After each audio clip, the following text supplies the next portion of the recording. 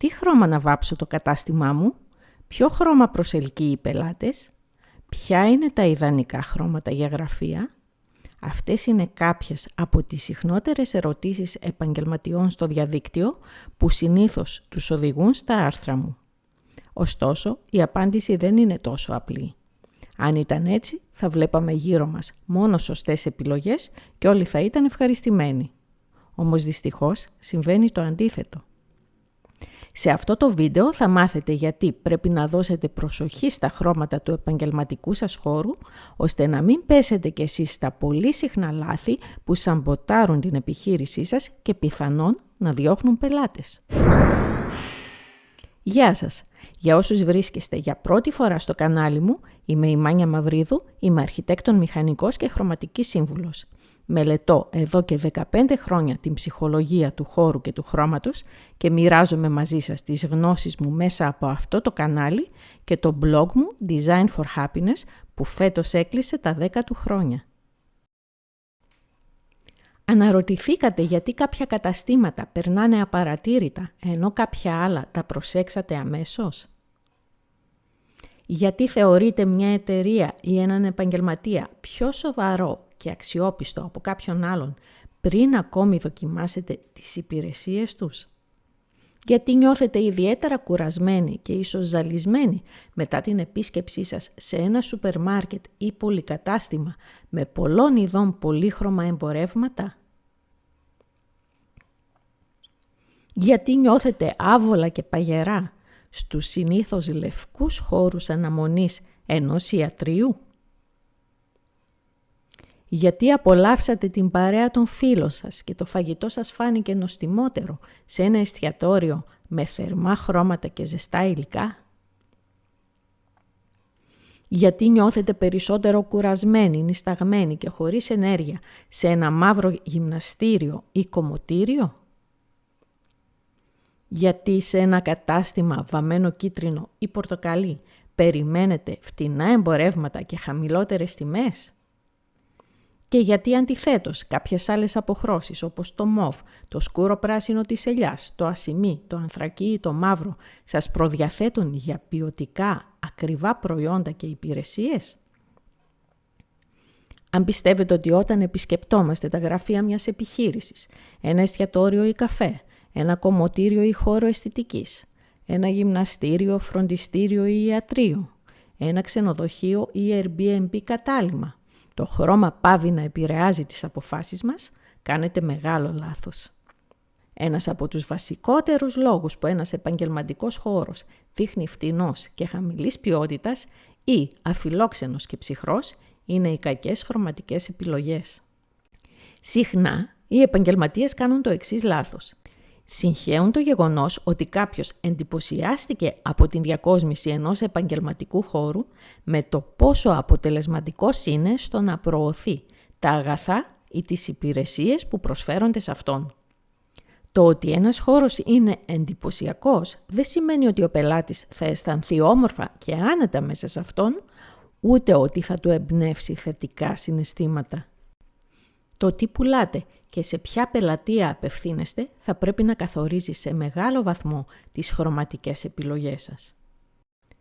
Οι επιλογές μας ως καταναλωτές βασίζονται κατά κύριο λόγο σε συναισθηματικά κριτήρια και όχι στη λογική όπως θέλουμε να πιστεύουμε. Σύμφωνα με τους ειδικούς του μάρκετινγκ, ψωνίζουμε βασισμένοι στο συναίσθημα και στη συνέχεια προσπαθούμε να δικαιολογήσουμε τις αγορές μας με βάση τη λογική. Το χρώμα είναι ένα πολύτιμο εργαλείο του μάρκετινγκ και της διαφήμισης, αφού έχει μία σχεδόν μαγική δύναμη στο να μας επηρεάζει νοητικά και συναισθηματικά. Ένας απλός τρόπος για να αντιληφθείτε τον τεράστιο ρόλο που παίζει το χρώμα στις επιλογές μας ως καταναλωτές είναι ο εξής. Την επόμενη φορά που θα βγείτε για ψώνια, παρατηρήστε τις συσκευασίες και τους χρωματισμούς επιτυχημένων προϊόντων και θα πάρετε σημαντικά μαθήματα visual marketing.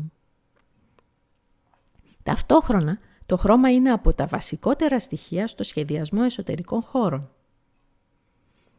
Η μελέτη της ψυχολογίας των χρωμάτων είναι απαραίτητη λοιπόν, ειδικά όταν στόχος μας είναι να σχεδιάσουμε επαγγελματικούς χώρους που θα προσελκύσουν πελάτες και ταυτόχρονα θα τους αφήσουν με τις καλύτερες εντυπώσεις. Το θετικό είναι ότι πάρα πολλές μελέτες έχουν γίνει παγκοσμίως πάνω στο χρώμα. Οι περισσότερες χρησιμοποιούνται από μεγάλες εταιρείες στην προώθηση των προϊόντων τους. Το αρνητικό είναι ότι ελάχιστοι αρχιτέκτονες και interior designers μπαίνουν στον κόπο να ενημερωθούν και να εφαρμόσουν στην πράξη τα πολύτιμα ευρήματά τους, αγνοώντας βασικές αρχές της ψυχολογίας των χρωμάτων. Διαφορετικά, δεν θα είχαν αποβάλει το χρώμα από τα κτίρια που σχεδιάζουν και ανακαινίζουν. Πώς επιλέγουμε αρμονικούς και κατάλληλους χρωματικούς συνδυασμούς για έναν επαγγελματικό χώρο? Δεν θα σας πω ψέματα. Είναι δύσκολο να κάνετε σωστές χρωματικές επιλογές για το κατάστημα ή την επιχείρησή σας αν δεν έχετε τις απαραίτητες γνώσεις και κατάρτιση. Δεν φτάνει να έχετε γούστο. Εκτός αυτού, σπανίως ένα χρώμα θα χρησιμοποιηθεί μόνο του, αλλά σε συνδυασμό με άλλα. Είναι λοιπόν το σύνολο που δημιουργεί το τελικό αποτέλεσμα και την αίσθηση που θέλουμε να επιτύχουμε ή που προσπαθούμε να αποφύγουμε. Κανένα χρώμα από μόνο του δεν είναι κακό. Αυτό που δημιουργεί ένα κακόγουστο και αποθητικό περιβάλλον είναι οι ατέριαστοι συνδυασμοί και η λανθασμένη χρήση των χρωμάτων. Τέλος, στο σχεδιασμό επαγγελματικών χώρων και ειδικότερα στην επιλογή χρωμάτων δεν υπάρχουν εύκολες λύσεις που ταιριάζουν σε όλους. Η επιλογή των κατάλληλων χρωματικών συνδυασμών είναι μια απαιτητική εργασία που προϋποθέτει γνώσεις, μελέτη και εμπειρία και πρέπει να γίνεται με υπευθυνότητα. Και αυτό γιατί οι κακές χρωματικές επιλογές μπορεί να σαμποτάρουν ένα κατάστημα ή μια επιχείρηση. Γι' αυτό το λόγο, ποτέ δεν αντιμετωπίζουμε τα χρώματα που θα εφαρμοστούν σε έναν επαγγελματικό χώρο ανεξάρτητα, αλλά δημιουργούμε μία χρωματική παλέτα όπου όλες οι αποχρώσεις συνδυάζονται άψογα μεταξύ τους, λαμβάνοντας υπόψη τις ιδιαιτερότητες του χώρου. Από εκεί και έπειτα το μυστικό είναι να εκμεταλλευτούμε τις ιδιότητές τους και με τους κατάλληλους συνδυασμούς να δημιουργήσουμε ένα αρμονικό σύνολο που θα μας βοηθήσει να επιτύχουμε τους στόχους μας. Αν είστε επαγγελματίας και θέλετε να επωφεληθείτε στο μέγιστο από τη δύναμη των χρωμάτων, είμαι εδώ για να σας βοηθήσω. Ακριβώς για αυτό το σκοπό έχω δημιουργήσει 2 online χρωματικές υπηρεσίες.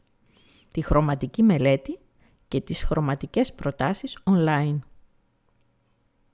Ρίξτε μια ματιά στις υπηρεσίες. Θα βρείτε τα links στα σχόλια. Αν τέλος θέλετε να μαθαίνετε πρώτοι από όλους μυστικά και συμβουλές στον τομέα της ψυχολογίας του χώρου και του χρώματος, εγγραφείτε στο κανάλι μου ή επισκεφτείτε το Design for Happiness.